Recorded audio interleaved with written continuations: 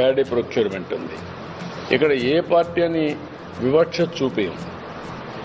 అది కూడా చాలా సిస్టమేటిక్గా ప్రొక్యూర్మెంట్కి వస్తే నేరుగా రైతు భరోసా కేంద్రం నుంచి టైం ఇవ్వడం, వాళ్ళు శాంపుల్ తేవడం, టెస్ట్ చేయడం, అక్కడి నుంచి ప్రొక్యూర్ చేయడం, రైస్ మిల్ పంపేయడం, ఇవన్నీ కూడా అక్కడ తేమ శాతం ఇవన్నీ చేసుకొని చేస్తాం.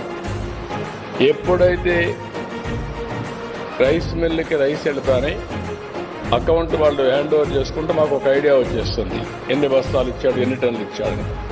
నెక్స్ట్ 1 అవర్ 2 అవర్స్ ఆ రోజే 48 అవర్స్ అన్నా ముందుగానే ఇచ్చేస్తున్నాం. వాళ్ళ బ్యాంకుకు అకౌంట్లో డీబీటీ వెళ్ళిపోతుంది, డైరెక్ట్ బెనిఫిట్ ట్రాన్స్ఫర్ స్కీమ్ వెళ్ళిపోతుంది. దీనివల్ల వాళ్ళకి ఎక్కడా ఇబ్బంది ఉంది. ఇది చేసినప్పుడు టెక్నాలజీ కూడా చెక్ చేసుకుంటున్నాం, ఆడిట్ చేసుకుంటున్నాం, మళ్ళా ఐవీఆర్ఎస్ తీసుకుంటున్నాం.